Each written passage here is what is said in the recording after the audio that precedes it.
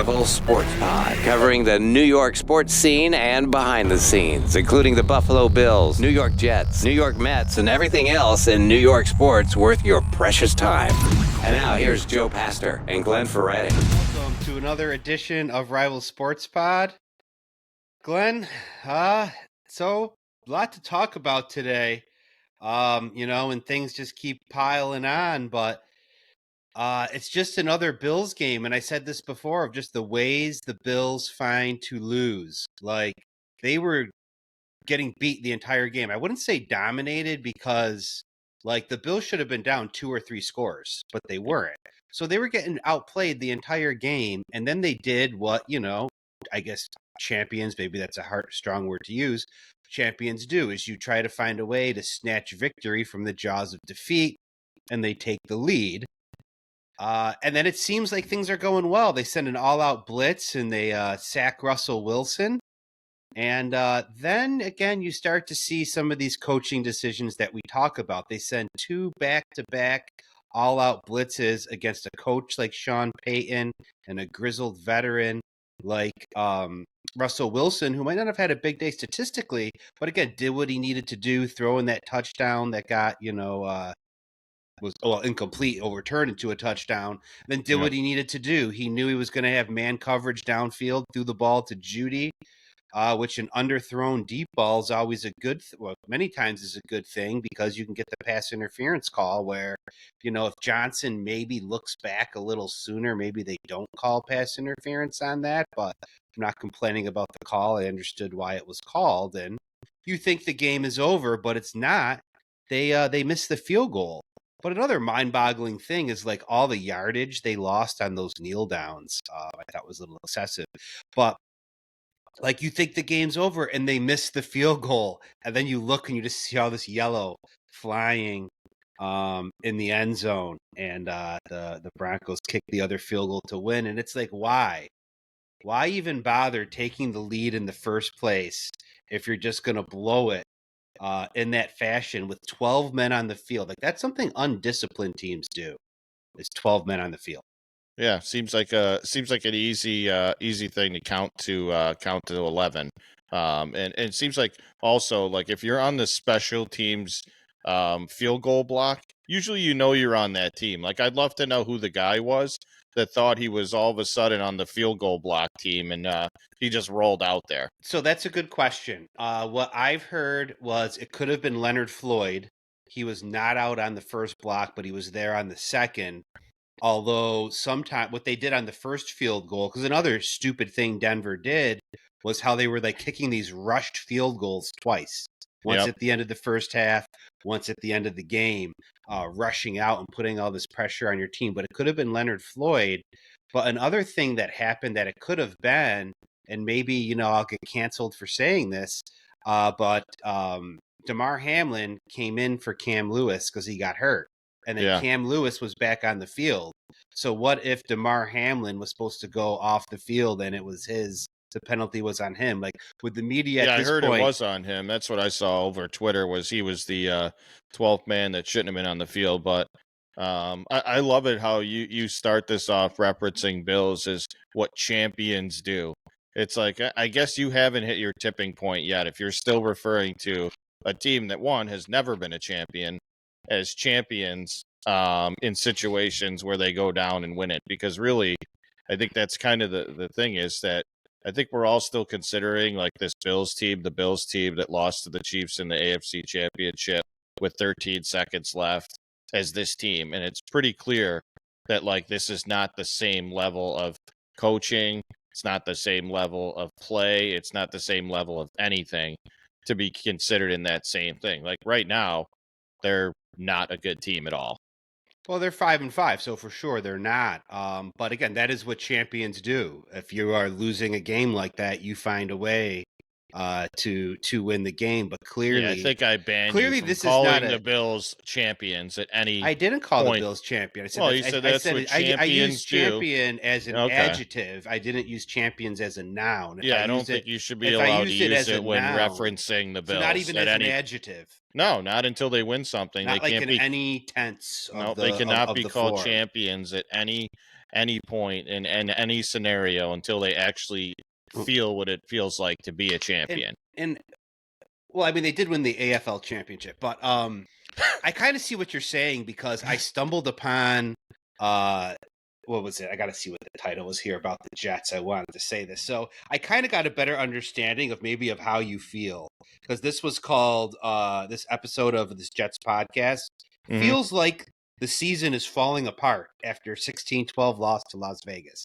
I'm like, are they just realizing this? I thought like I assumed these guys were knowledgeable, but like this, you're just realizing now your season is falling apart. Yeah, no, the But season no, fell the apart Bills are in 3 a lot of plays trouble. into the season. Like any realistic fan would know that the Jets season fell apart 3 plays into the season. That's why our buddy there that was on the podcast the last time keeps flexing on me because we made a $500 bet that the Jets would have over 11 wins. Like I made that bet obviously preseason when Aaron Rodgers was on the team. And, now that the Jets lost their 5th game, he basically sent a text like they need to run the table. And it's like, dude, the minute Aaron Rodgers went down, like I knew that was like a lost bet. Like you didn't have to think that like I'm sitting here every day, like counting the days until the Jets win 12 games with Zach Wilson. Like it's like the most like non-flex I've ever seen in my life. It's like if the Bills lost, which they're not going to win 12 games either. But if they lost Josh Allen, like they might be like a 6-win team. Like I'm not realistic to think the Jets can finish the season with 7 wins with Zach Wilson as a starter. Oh, for sure. Because it's not even just like everything seems to be going wrong for the Bills, right? Like a lot of people want to talk about Dorsey. We'll get to his firing, but like it's not Dorsey's fault that the wide receivers dropped 4 passes in the first half. One of them going literally right through Gabe Davis's hands into the defense. That is not Dorsey's fault. We've literally been saying for weeks how awful Gabe Davis is, and it's the coaching staff that continues to run that guy out there. Last week, 0 catches. I don't know what he had this week. He had some catches, but he obviously was a big part of that early turnover in the game. For the second turnover of the game, fumbling the first play of the game is just insane. A way to start the game. Actually, I think it was the first time they've actually taken the ball with winning the coin toss as well. That was another head scratcher. Yeah, that decision completely backfired with the fumble on the first play of the game. Yeah. And then they bench Cook for fumbling. That's his first fumble since his first game of his career. He gets benched for that. However, Gabe Davis, I think, makes a much worse mistake, and he stays in the game. Yeah.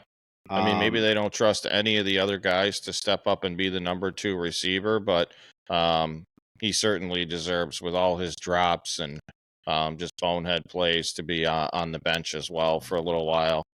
And that's huge. I mean, obviously those 2 turnovers, and then the horrendous out route pass that looks like the same pass that Allen has had picked off like it is 5 or 6 times this year. And then there was another thing someone was talking about. Well, it's a play that Dorsey calls all the time, and he doesn't like that play. Apparently, it's like, well, he doesn't have to throw it there then.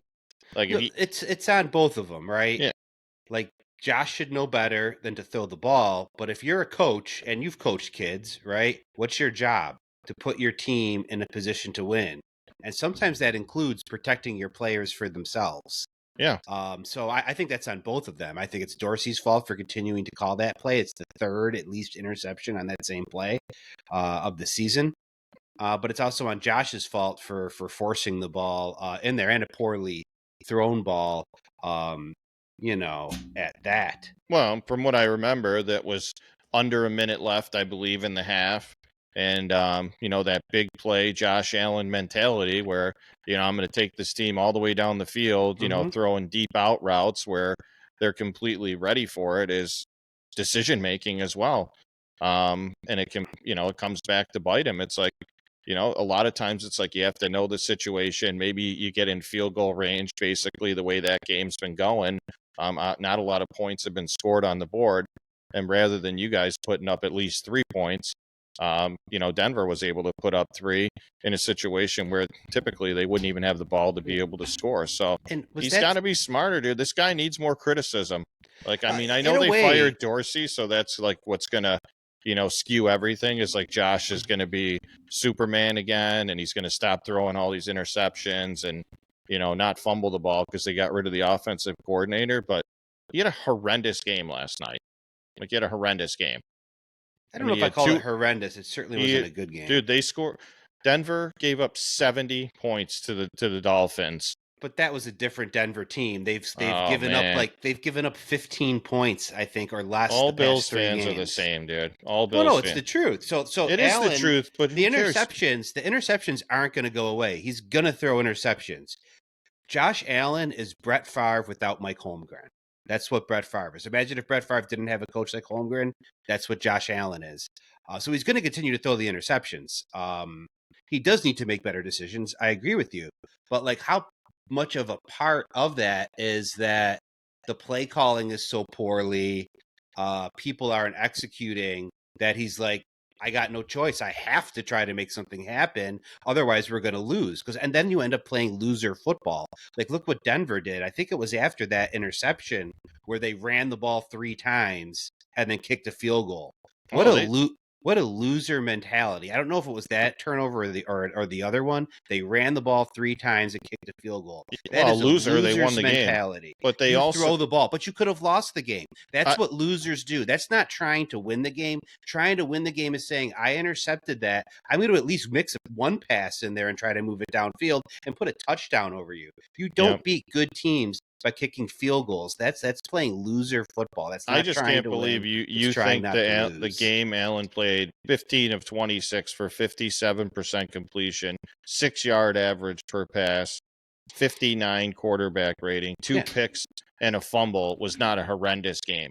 If it wasn't for Cook, who had 109 yards, the Bills rushed for almost 200 yards. Yes. Like, Allen was the problem. Like, he was a big part of the problem. I know he made the one pass to Kincaid, and that's all Bills fans remember because it was a blown coverage, and the guy was wide open, and they could jump in the crowd, sing the shout song. But their offense, I mean, I watched the second half of the game actually at 6 o'clock this morning because I went to bed when the Bills tied it up. I actually assumed that they would win, so I was kind of surprised that they couldn't win at home against Denver after tying it up. But like, Allen was non-existent. I mean, 15 completions in a home game against a team that gave up 70 points. I don't care if they're a different team now. They took the ball like out of his hands. But they ran the ball 24 because times. They were running the ball so well. It's good. It's that situational football. So it certainly is not his best game. I'm not saying that. One of the interceptions isn't his fault. It's an awful game. You could blame that fumble on Cook. I don't know who the handoff was a little high. The stat man didn't. The stat man, well, because the stat man credits it to Allen because Cook never had possession.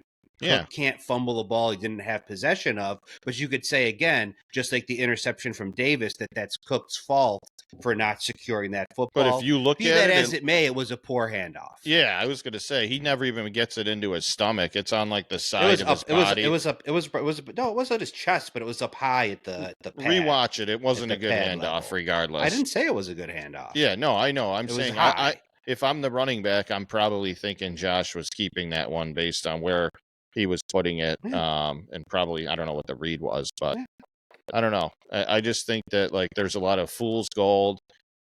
Bills fans are still kind of, it's crazy. They're living in the short past, but they've literally beaten realize one good team, and they're losing to everybody else. You do realize also that Josh Allen has more touchdowns than anyone else in the NFL. And more turnovers. But so if you want to talk that game, though, okay, so Josh Allen has 26 touchdowns and 14 turnovers. So he's plus 12, right? Plus 12. No quarterback to or touchdown to interception ratio. And fumbles. Yeah. So you say that's bad. Let's look at Patrick Mahomes.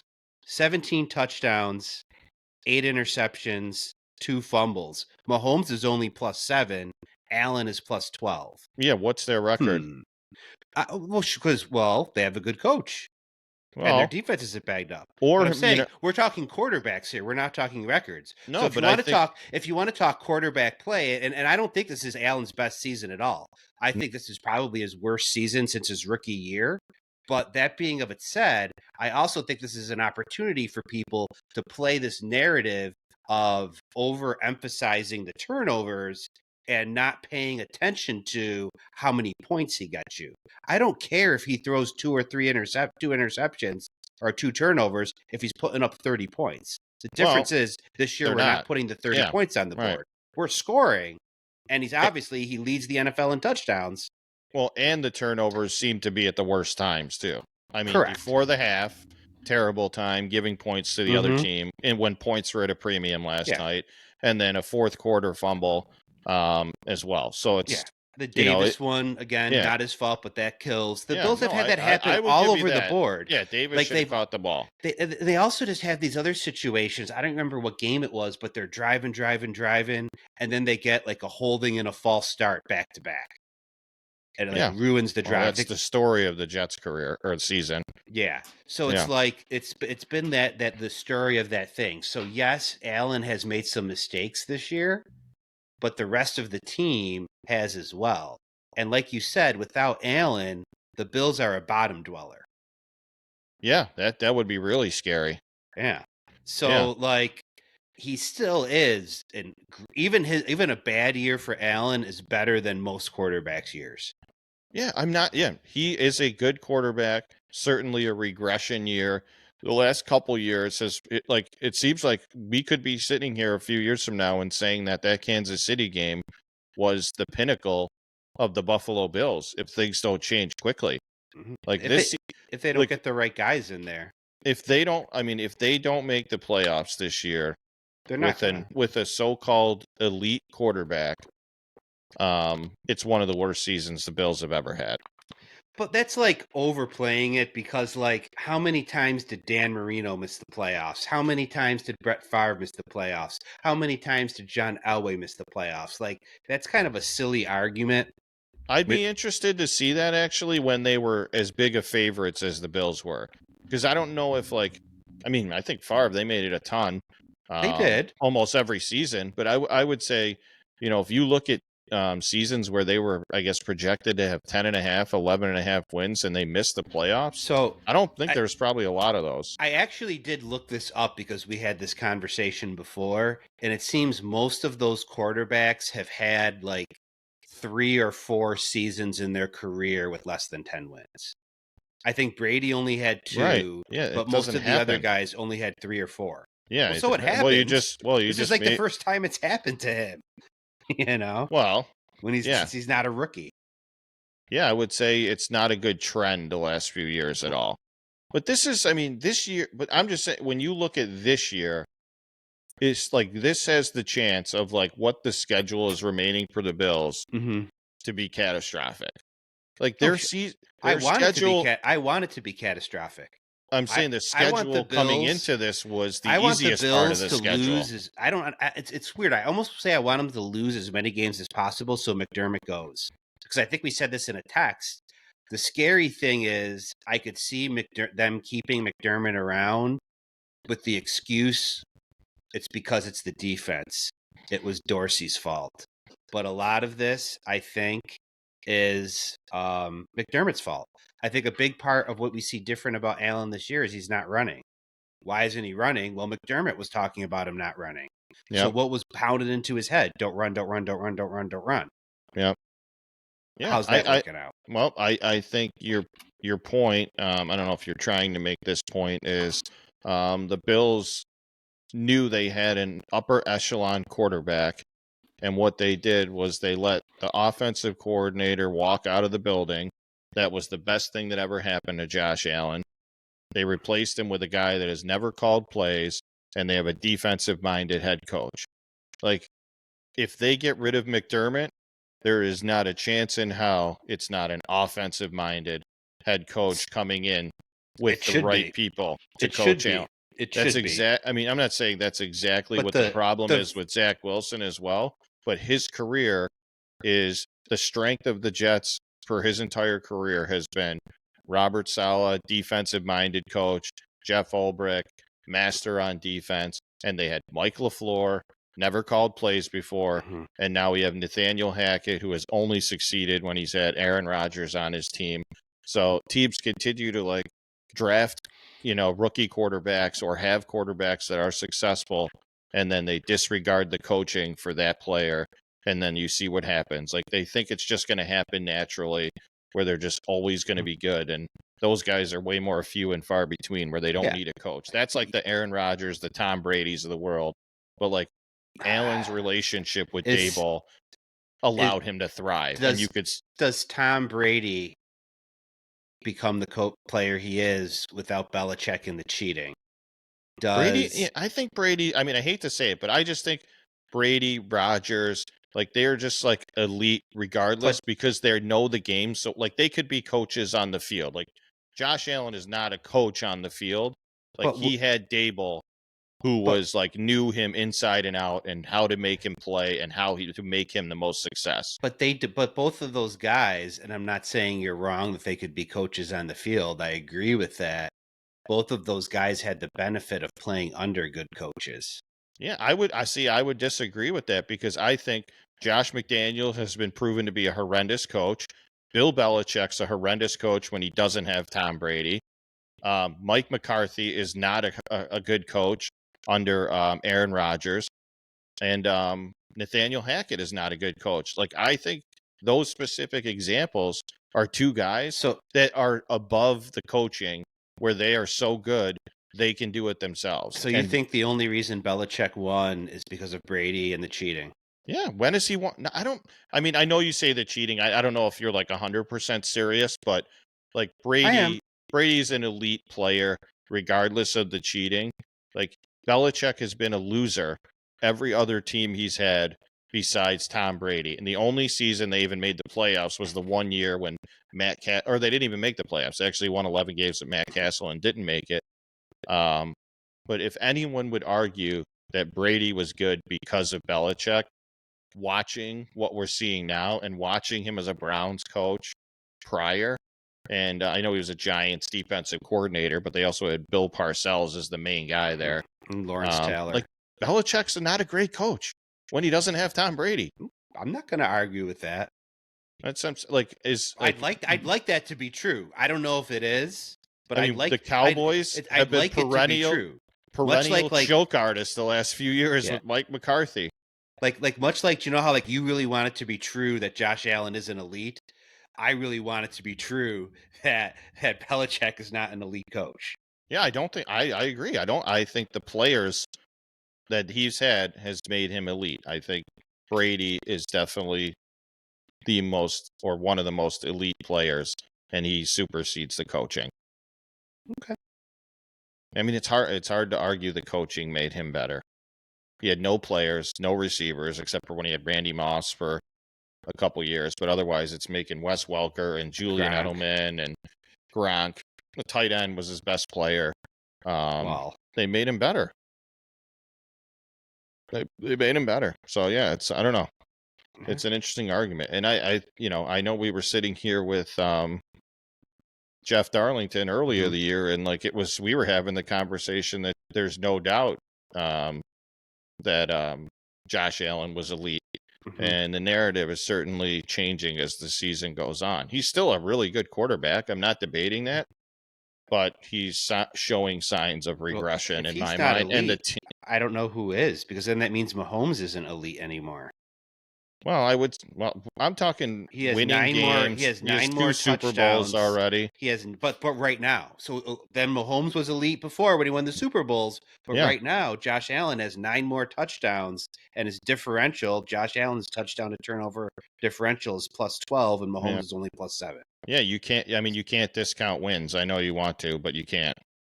They're winning games, regardless. They're winning games. It's also a team sport. Yeah, well, the quarterback gets all the praise when they're doing well. When the Bills were on their runs, everyone says it's all because of Josh, and when they're not playing well, it's because he's not playing well. But Yeah, but it he seems like has when a the lot. Bills, but that's so funny you bring up the argument with wins because like when the Bills were winning, like you wouldn't have considered that evidence for Josh being elite. You would have No, I've dismissed it. said he's played well.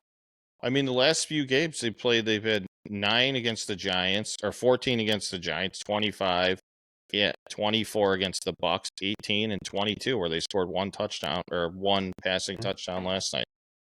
I don't know. He's just obviously, I think most people would agree he's having not his best season, No, he's not. and elite teams win those games. They were winning the games against New England. They're winning the games against Denver. They're finding ways to win. Well, the other team, like I've heard some people like making some types of comparisons between this Bills team and the Super Bowl teams of the 90s. And the difference is Jim Kelly was surrounded by Hall of Famers. Yeah, I would say it's a little different. On this team, I mean, I'm not going to count Von Miller because he's a shell of what he used to be. I'd like to think he's coming back from injury, not think that he's washed up. I think that's what the case is. But the only other Hall of Famer on the team is Diggs, Yeah. right? Like, who else on this team's a Hall of Famer? Nobody. Yeah, no, not even I think close. I think it's a ridiculous comparison. There's not even like a borderline. There's not even like a borderline Hall of Famer to complement Diggs on this team. Yeah, no, it's too early to tell for a lot of them as well. Even if they were, who knows, what like Milano's career will end up like, or any of those guys. But yeah, no, I agree. That's a crazy comparison to think that. But I think it goes without saying the season's at a lot of risk with the games upcoming for the Bills. They got to put it in gear quickly, and obviously it starts with the Jets. Yeah. On Sunday, which now the weirdest thing ever is, the Jets, if the Miami somehow loses this week, will control their own destiny in the next 2 games to the lead in the AFC East, which I don't think it's going to happen, just so you know. The thing that the Bills got going for them is what we were talking about last week is the Jeff Saturday rule, is getting rid of Dorsey. Will you see more what McDermott called energy and confidence? McDermott answered a lot of questions about firing Dorsey, and the straightest answer you got from him was he saw a lack of energy and confidence in the offense. I just hope you didn't Wikipedia the new offensive coordinator's resume if you're thinking that there's going to be such big positive changes. Well, he struggled at Carolina, right? He was fired in a year. Yeah. Yeah, but he was at those LSU teams that were scary, but at the same time, he had Joe Burrow. Yeah, that helps. He had Justin Jefferson. He had Jamar Chase. He had Clyde Edwards-Helaire. But you still have to call the plays. You still have to put them in the position to win. Yeah, but we'll see what happens. I was thinking about this earlier. Like when I looked at his resume, I was like, "Yikes!" I was like, "This guy got promoted." But anyway, I was more thinking like, when's the last time you've seen a team that made a mid-season coaching change at all, no matter what position, wind up having a successful season? Wasn't there a Ravens team that fired their OC at the beginning of the season? I was racking my brain. I couldn't remember one team that fired a coach mid-season and still went up to make a run in the playoffs. Yeah, there was. Well, for the Bills to make the playoffs, they got to go 6-1. They got to win 11 games, especially with Pittsburgh winning and Cleveland winning. I don't think 10 is going to be enough to get you in, especially because of where the tiebreakers are at. I mean, now Houston. I mean, I was talking about Houston having a shot. They're in now. Right, but that's what I mean. Has now the ceiling for the Bills is the season's just over at this point? Realistically, yes. Mathematically, no. Right? Well, I know I think they said they're a 33% chance to make the playoffs, but I'm just saying, not. like doesn't that sound generous to you? Oh, I mean that's what I heard today. 6-1? That's what I heard today is 33%. Probably just with some of the matchups of teams having to play each other again and things like that. But I'm just saying, it Bills fans 33%. I'm like, you're telling me there's a chance. 9 weeks ago, we're sitting there we have a chance to win the Super Bowl this year. Mm-hmm. Are we sitting here at the end of week 9 saying there's no chance we're winning the Super Bowl? That's completely over. Yeah. It's a crazy thing in 9 short weeks. But that's what's crazy about football is, you rail off 3 wins in a row. All of a sudden, those Super Bowl talk picks right back up again. But I mean, I just couldn't remember one time where a coach was fired mid-season and they actually made a run. I was trying forever. I'm 90% sure this happened with Baltimore at one point early It- in the year. It may have been I think it was maybe even the Joe Flacco Super Bowl year. Yeah, I'm not sure, but I guess that proves our point is it's not very common Oh, no. for No. success to happen when you're in this kind of turmoil No. where you're firing coaches mid-season. Yeah. So yeah. So I don't know. We'll see what happens in good old Buffalo. Obviously, game this week against the Jets. Speaking of the Jets, last game, another complete meltdown, disaster of a game. 8 penalties, 90 yards on offense, completely negating. Two touchdowns called back. 2 touchdowns. Well, the one was called back because he was out of bounds. Correct. Which he almost looked like he tiptoed, wasn't sure if he was going to get hit, and then was diving. So I wish he was just aggressive. He probably would have gotten in there because they actually didn't even hit him. I think they were probably worried about a penalty or something like that. That's how people are so afraid to hit the quarterback. So then we couldn't punch it in there because we had a penalty immediately on there, and we settled for a field goal. And then the next time we got down there, CJ Uzama, who should never step on the field again. My buddy referenced him as Uzama bin Laden for the Jets. Should never be on the field again with 2 holding penalties, one costing them the Breece Hall touchdown, and then obviously the Zach Wilson interception at the end of the game to pretty much seal the deal when Alan Lazard, Mr. 6'5", who plays like he's 5'2" out there, terrible. doesn't even go for the ball in the situation. But I'm like, why is he even our first look? I know the right guard didn't block anyone on the play, but he should never be your first look in any passing situation ever again. He's an absolute disaster. And the Jets blow a huge opportunity to go to 5-4. The other thing where Hackett's not doing Wilson any favors is, from what I saw of the game, I saw a lot of run, pass. Yep. Run, pass. It's like the defense knows what's coming.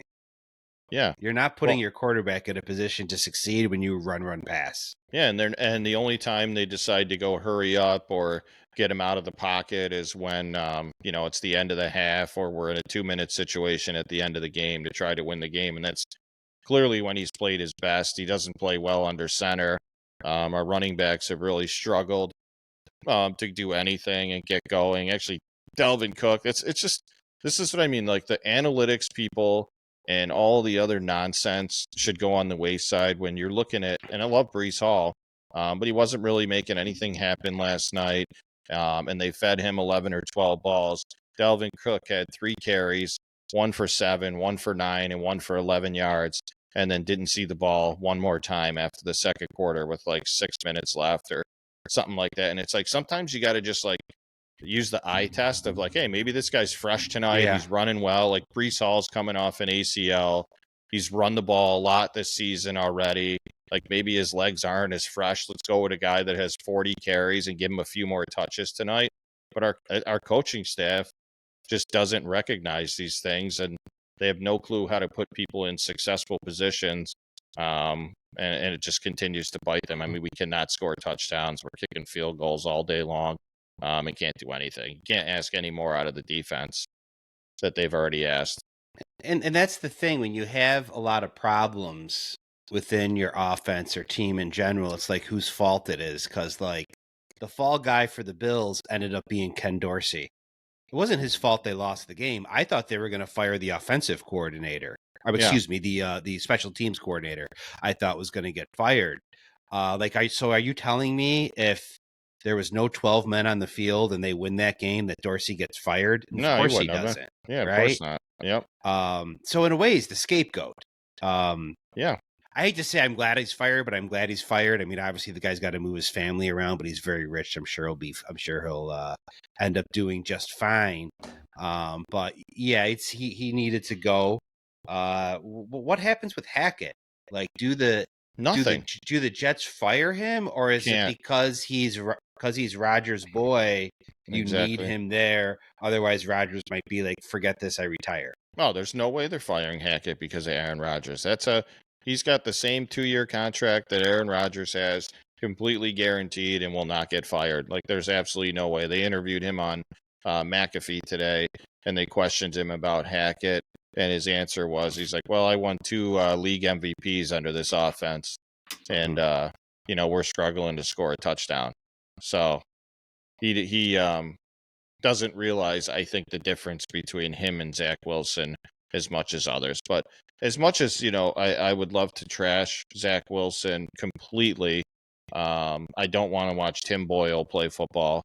And with 8 penalties for 90 yards, every time we did anything, we went backwards. He was kind of moving the ball. I think he ended with like 260 yards passing in the game, 23 of 39. We just can't find the end zone, and we keep shooting ourselves in the foot. So it's more coaching, putting the wrong players in the positions that we need. Like I said, Uzama should not be in the game. Lazard should not be in the game. I would bring up Brownlee off the practice squad, let him play receiver, put Xavier Gibson in, who made another couple plays while he was in the game, and just send Lazard packing, like fake an injury. He's been dealing with like a knee or a hamstring. Like, put him on hey, my leg hurts, I need a couple weeks off. They did today. The only move they made today is they finally released Michael Carter, our third down back. So they're going to bring the rookie up. Wow. Yeah, they're going to bring Izzy up from and have him start, the kid out of Pittsburgh who showed a lot of life in preseason. But really, that's not like a huge move. We need to make other moves. And I think Lazard and Uzama are 2 huge moves that they need to make. Conklin continues to make play after play when he's actually in the game. He's only in there on 2 tight end sets. They actually run a lot of 3 tight end, which is crazy because our pass protection's so horrendous. But he just can't be the main guy anymore. We just can't continue to do this. Speaking of making moves, yeah, I think Santa has something that might help the Jets make some moves here. Yeah, Santa's not getting you shit this week. It's a spotlight. Why would the Jets need a spotlight? It's a good question. I think it's to help them find the end zone. Let's see if it helps. Plug it in here. Pretty bright. Oh yeah, look at that. Yeah, I would say that's pretty bright. Yeah. Think that will help. Yeah, bring it there. Well, I hope. Yeah, bring it to Buffalo this weekend, and we'll see if we find the end zone, because it seems to be one of the only teams we can beat this year. So maybe it will help. Yeah. So, well, speaking of Buffalo, while we're at it, Santa brings joy to all the girls and boys. There's some something for the Bills under the tree. What do we have here? We have some addition flashcards and there's something else in here. They're like numbered tiles. They go up to like number 11. Why would the Bills need these? Well, they can like strap them to their players' backs or something. Oh, I think they're to count to make sure they only have 11 players on the field. Yeah, probably. That would have been helpful. Yeah, I was thinking that I forget that like nursery rhyme when they're like 1, 2, 3, 4, 5, 6, 7, 8, 9, 10, 11, 12. And then the Bills fans would have been like, oh, too many guys on the field. Too many. I mean, the celebrations the Bills fans were having when that field goal missed. Well, it was unbelievable. To wonder, what possibly could this penalty be? Like, we clearly didn't do anything wrong. Nobody jumped early. Nobody was offsides. What could this be? There's no chance that this is on the Bills. Yeah. And it's like, oh my God, we had an extra guy on the field, and nobody noticed. Like a 12 men on the field, that's a penalty you get when you have like Rex Ryan as your coach and the team is undisciplined. No, that's the penalty you get when you have Stevie's dad as the coach and you're 9 and 10 years old. And they ran out an extra 10-year-old that didn't realize he wasn't on the field goal block team because he's been playing every other position. But like the guy that's on the field goal block team is a guy that's been just sitting out the entire game waiting for the field goal to happen so he can run on the field. Or why not? He might be on kickoff too. So I know it gets real confusing that he's on two positions. Keep track of that. He needs Yeah. like the play sheet on his wrist. Yeah, he's like, "Oh, am I in? Well- We're on offense." It's like, "No, dude, you're only on field goal block." The more aggravating thing is the field goal in the first half, the Bills just left their defense on the field for the block. Whatever. And then McDermott said, well, we practiced transitioning from dime to field goal block all week. I'm like, you're talking about practice? You're talking you wasted practice time on that? We just lost a game, and you want to talk about practice? I would have been like, you're spending where's time. Allen Iverson when I need him? Yeah, He's you're talking spending about time. Practice. Be like, all right, guys, let's line up in dime, and then we're going to switch to field goal block in practice, just in case this happens in a game. They would be like, what the hell are we doing here? That's what he said. What else are they practicing out there in Buffalo? Do you know what they're not practicing? Addition. They're certainly not doing that. That guy's unbelievable, dude. He's literally just writing the end of his story right now. The scary thing is I see him coming back because like they should have fired Dorsey after the Thursday night game that they won against Tampa, but that was still unacceptable because they never should have let Tampa get back into that game. Yeah. They played loser football as well. Safe. Before you know it, Tampa almost went on the Hail Mary. That would have been the time. Played punt football from the 40 the whole game. It cost me like $300. Yeah, that would have been the time to fire him on the long week. That would have been a time to fire McDermott. I mean, he's the one telling him to punt in that situation. That's true. That's true. That one's not really on Dorsey. He probably would say go for it. Maybe. Yeah. But like, if you fire McDermott, who takes over? No, yeah, you're done. I mean, you're probably done There's anyway. No one but on then that staff that could take over. No, that's what I mean. You got McDermott, who fired Leslie Frazier. Mm-hmm. You know, I know he retired. He hasn't done anything else, so maybe he is retired. You hired Ken Dorsey, and you're a defensive-minded coach. Like, you didn't really round out the staff. I'm not a huge fan of doing both. Calling the defense and trying to be the head coach. I know there's coaches that do it super successful. I mean, I know with offense, at least with Andy Reid and McCarthy calls the plays. Peyton calls his plays, I think. Peyton calls his plays. So I'm not saying it's not possible, but defense is. But it's especially when you're a guy like McDermott who's had a past problems of struggling with some in-game management things like clock management, when to use timeouts, when to challenge. I think it's even worse for him to do it. Yeah, I don't know. I mean, if this is correct, I mean, I saw a meme today. Was there really 13 seconds left in the game when they lined up for that first field goal? I don't think it was. I think it was, which is crazy. I have to look at the play sheet for the Bills because it would be incredible. But yeah, it was. I don't know. The thing had like the 4-box picture, and it showed all the 13 seconds plays, and then it showed them lining up for the field goal with 13 seconds left. But I don't know. What if they had 13 men on the field? Yeah, I'm not sure. That would have been crazy. It might have just been a doctored tweet, but who knows? It would be pretty funny. Yeah, it would. But I don't know. So we'll see. It's mixed feelings as the Bills fan right now. You know, it's like I hear people saying, "Oh, they still got a shot." Like I said, mathematically, yes. Realistically, no. Yeah, there's always how much do you want them to lose? But again, if things get too bad, what if like Diggs loses his mind? Oh yeah, Diggs is perfect. Yeah, what about the Trayvon Diggs tweet? Well, he was doing that last year too. Of course, he wants to play with his brother. Wouldn't you want to play professional sports with your brother if you had the chance? Yeah, I mean, I don't know if you have to do it right when one of the worst losses happens. Mm-hmm. I mean, his timing's impeccable. Yeah.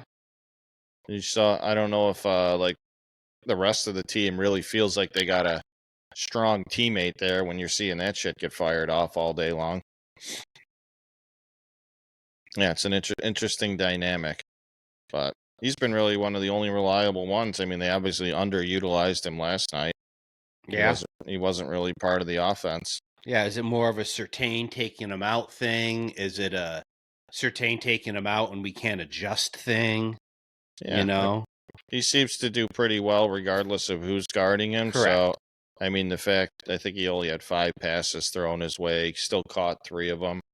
Um, and then I think they said even on like one of the plays, like the Gabe Davis 2-point conversion, it's like, oh yeah, Diggs was a decoy. It's like, nah, I think he was just covered. Like if you had Stephon Diggs, I don't think he's running a lot of decoy routes. That dude's trying to get open. Well, and that was the other thing too on the 2-point conversion is the only reason you went for it is because you got the penalty and you're now a yard away, Mm-hmm. and then you pass out of the shotgun. Yeah, Doesn't that negate the advantage of the 1-yard penalty? pretty much. Yeah, I would say. But yeah, maybe they didn't feel like running it there.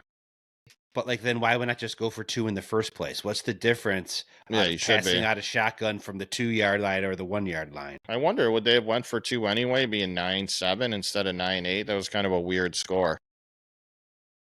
Yeah, I was kind of wondering that today. I actually saw it twice in college football this weekend, and it failed both times. Once in the USC game, and then once in the Penn State Michigan game, where teams were down 2 scores, and then they scored a touchdown, and they were down 9, so they could kick the extra point and go down 8.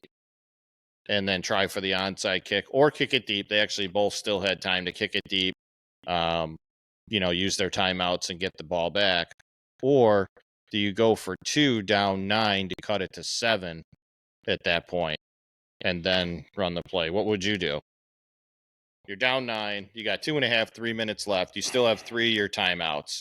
Do you kick the extra point and go down 8, or do you go for 2 to try and go down 7? But if you don't get it, you're still down 9.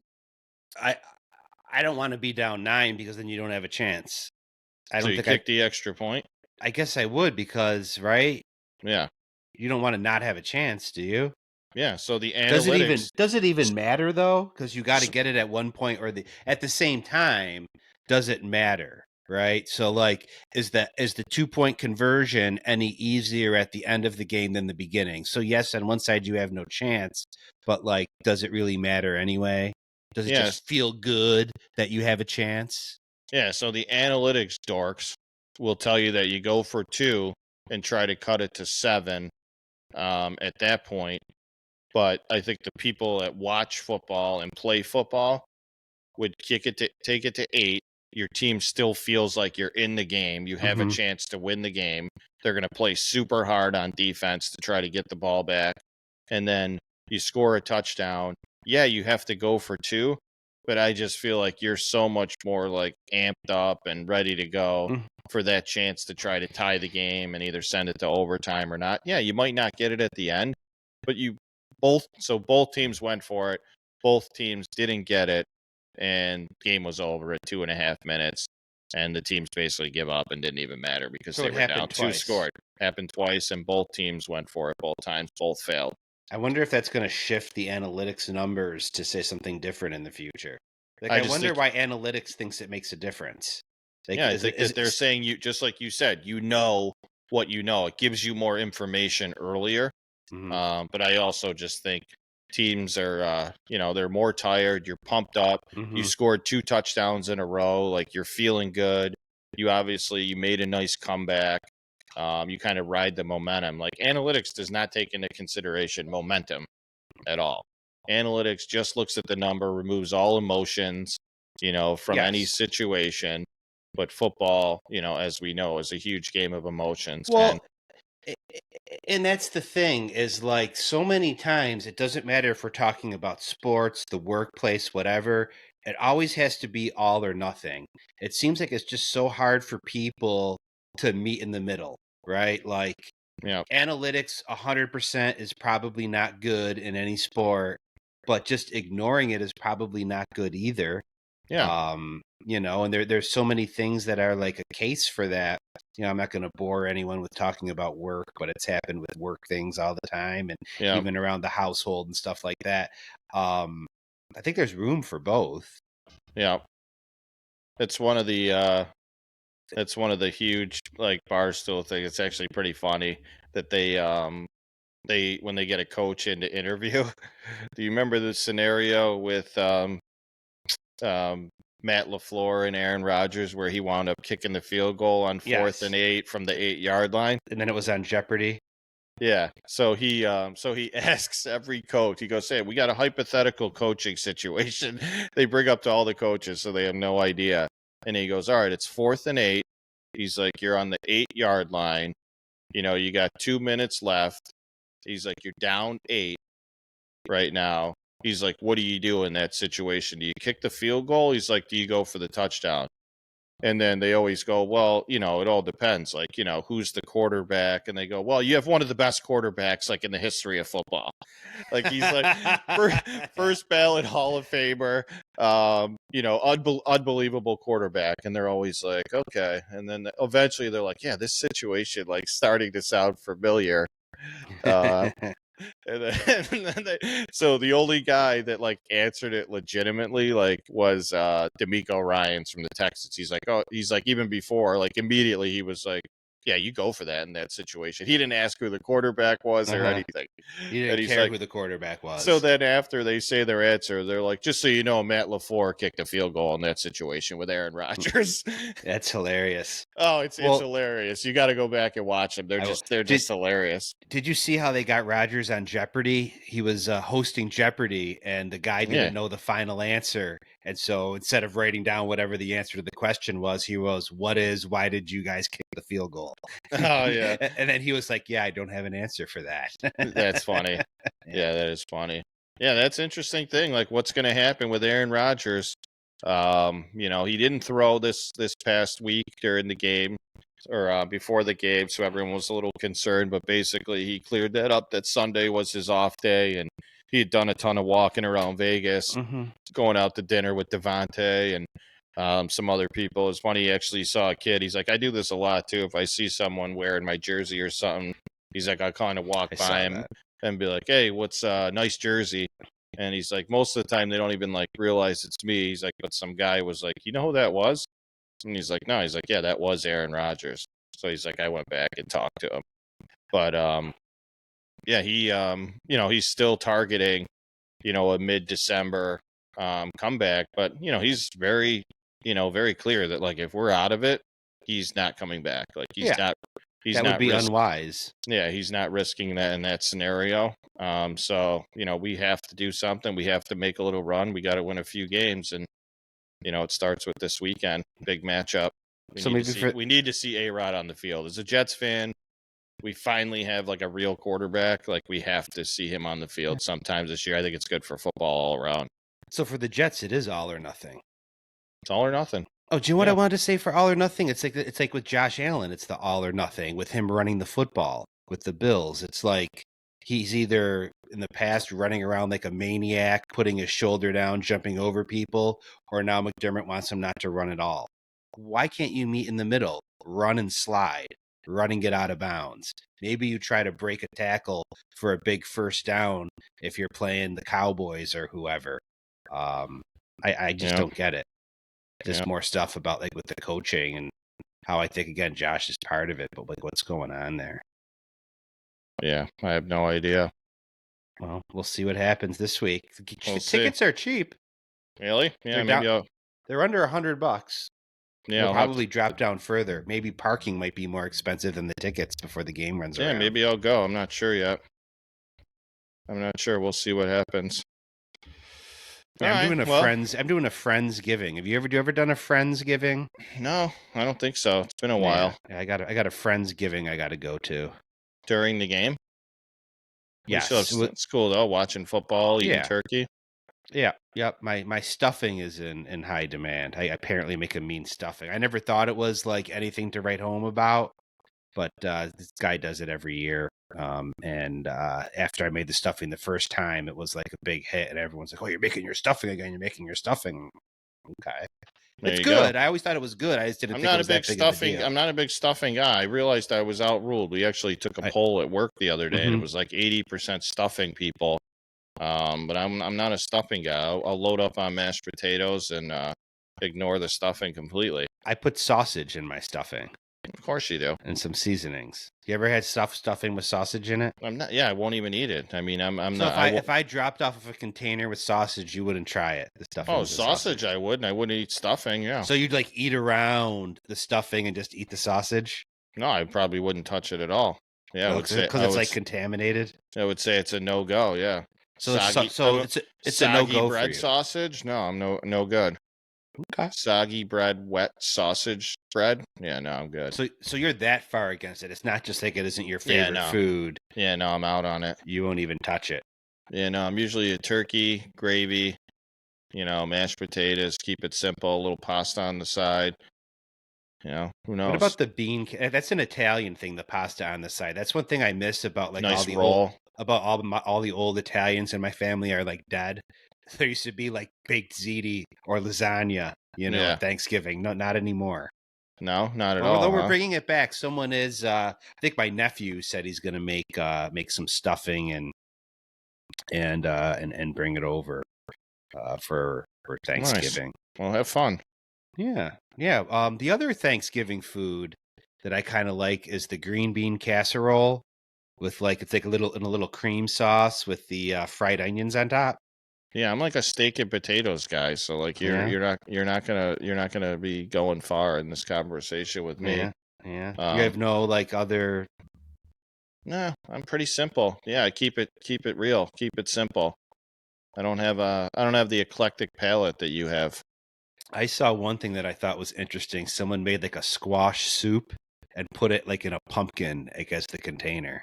Oh, really? Yeah, you wouldn't touch that, would you? No, not at all. I don't even know. I don't know that people are asking too. Would you? Or I heard they were also doing a poll. Would you give up stuffing or give up the desserts at Thanksgiving if you had to give up one of the two? I'm a big pumpkin pie guy.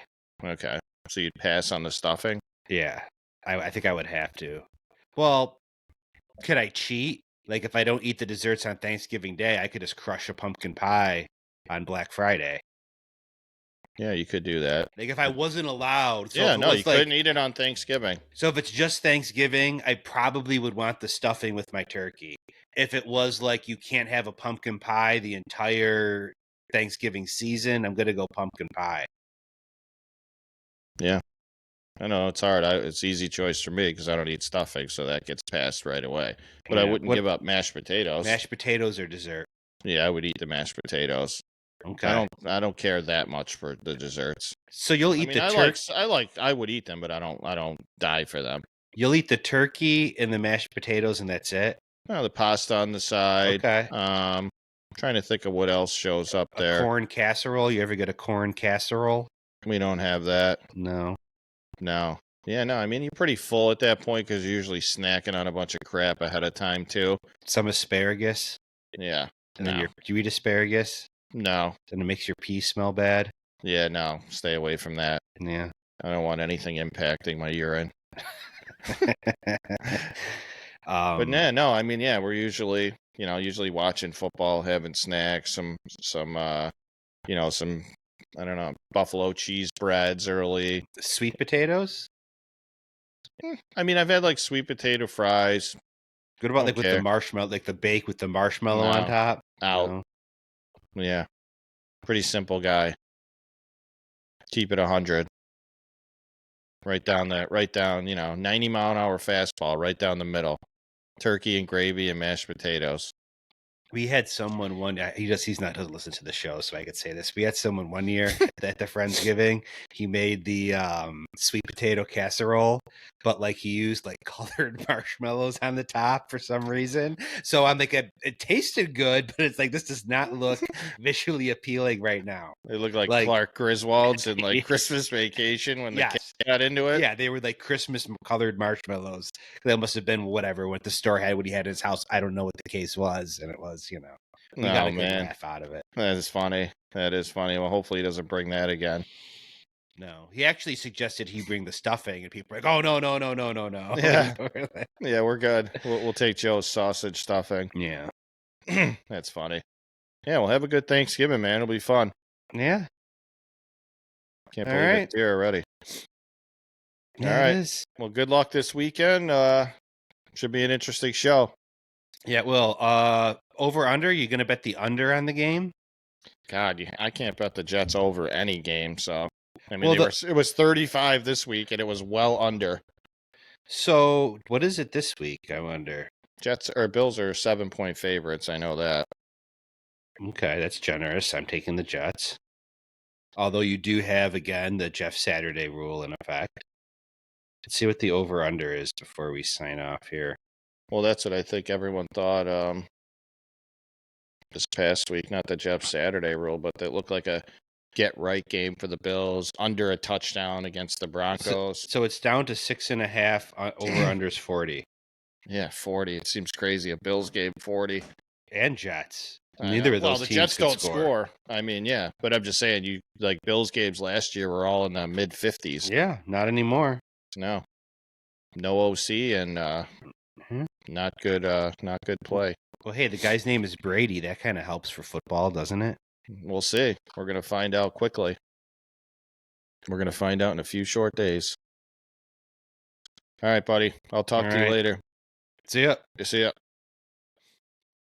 Thank you for listening to Rival Sports Pod. Please make sure to like and subscribe on YouTube or wherever you listen to your podcast. You can also email us at rivalsportspod@gmail.com with any topics, ideas, or questions.